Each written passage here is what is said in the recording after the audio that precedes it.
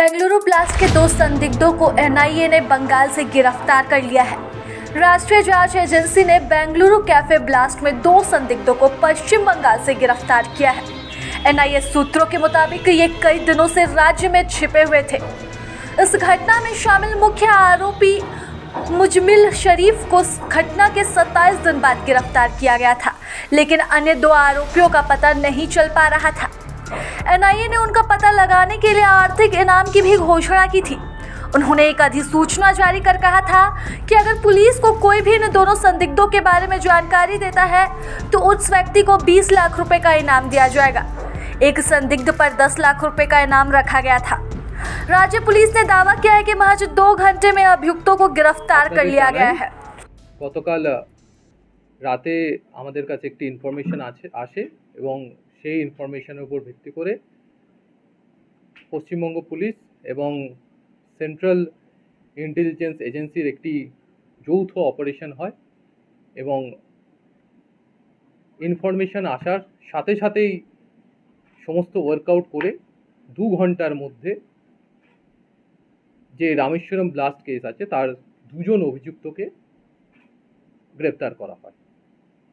আমি আবার বলছি, এটা একটা জয়েন্ট অপারেশন পশ্চিমবঙ্গ পুলিশ এবং সেন্ট্রাল ইন্টেলিজেন্স এজেন্সির একসাথে করেছে এবং যে মুহূর্তে আমাদের কাছে তথ্য পৌঁছেছে তার 2 ঘন্টার মধ্যেই সমস্ত রকম ওয়ার্কআউট করে যে 2 জন অভিযুক্ত ছিল তাদের গ্রেপ্তার করার যে সাফল্য আমরা পেয়েছি।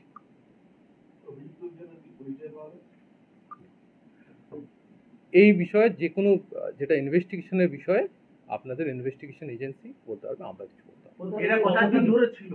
সমস্ত ইনভেস্টিগেশন রিলেটেড বিষয়ে ইনভেস্টিগেশন এজেন্সি। কোথা থেকে ধরা হয়েছে? কোথা থেকে ধরা হয়েছে?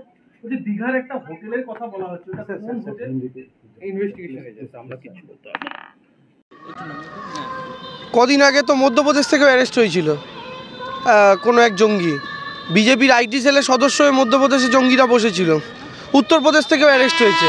তো যে কেউ বাংলার যে কোনো প্রান্ত, ভারতবর্ষের যে কোনো প্রান্তে যে কেউ আত্মগোপন করে থাকতে পারেন, তার সাথে কিছু নির্ভর করে না। ভারতবর্ষে এমনকি গুজরাট থেকেও জঙ্গিরা অ্যারেস্ট হয়েছে।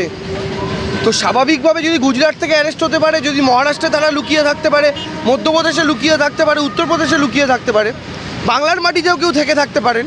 তা আমার প্রশ্ন, তারা কাঁথিতে লুকিয়েছিলেন। বিজেপির তো নাকি বিরাট সংগঠন কাঁথিতে, তাদের নেতারা কেন জানতে পারেননি? এটা তো আমাদের প্রশ্ন থাকবে। হয় বলুন সংগঠন দুর্বল হয়ে গেছে, তৃণমূল এবার সিট জিতে যাবে, আর না হলে বলুন আপনারা সংগঠন থাকা সত্ত্বেও আশেপাশের খোঁজ পাননি কোথায় জঙ্গি লুকিয়ে রয়েছে। তৃণমূলের ঘাড়ে এই দোষ চাপিয়ে কোনো লাভ নেই। प्रभातखबर.com, विश्वास वही, रफ्तार नहीं।